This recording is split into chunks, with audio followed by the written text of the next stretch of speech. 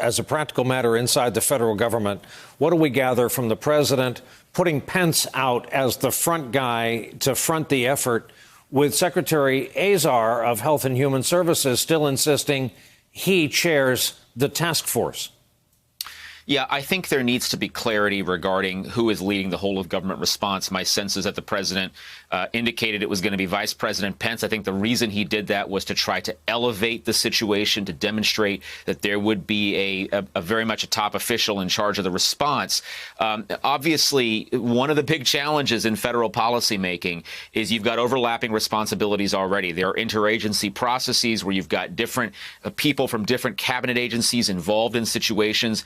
And so the most important thing for the federal government going forward, for the president, for his administration, is to be crystal clear regarding who is leading this, who has the responsibility to execute on whatever the government strategy is, but more importantly, who, if this goes wrong, is responsible. And I think those are all important things for the administration to convey over these next several days.